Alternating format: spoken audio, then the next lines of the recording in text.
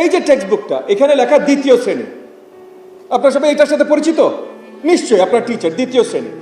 এর আগেরটা নীলটা প্রথম শ্রেণী, লাগবে না স্যার, প্রথম শ্রেণী, সেম সাইজের টেক্সট বুক। ক্লাস 1-এর একটা 6 বছরের বাচ্চা এই টেক্সট বুক নিয়ে এসে ঘুরবে? এইটাতে সে ইন্টারেস্টেড হবে? এতগুলো পাতা নিয়ে সে এখনো পড়তে শিখেছে ক্লাস 1-এ, তাহলে কেন আমি এই টেক্সট বুক তাকে দিচ্ছি?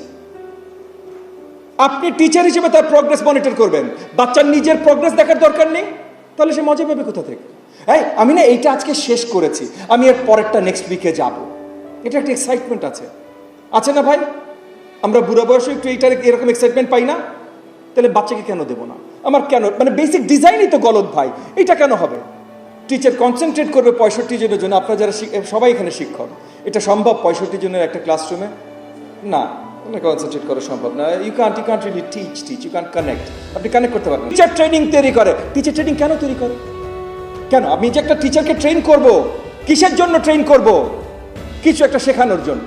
কি শেখানোর জন্য ট্রেন করবে এটা যদি না জানি, তাহলে আমার এই ন্যাপের দরকার কি?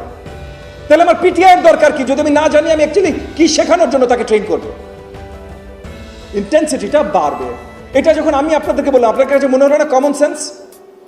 কমন সেন্স তো। তাহলে আমার কারিকুলাম কেন এইভাবে সাজানো না? আমার কারিকুলাম কেন এইভাবে সাজানো না? কমন সেন্স তো, এটা তো সায়েন্সের দরকার নাই। আমি বললাম, আপনারা মেনে নিলেন। এখানে একজন আমার সাথে দ্বিমত পোষণ করেছেন? করেন নাই ভাই। তাইলে আমার কারিকুলাম ডিজাইন এটা নাই কেন?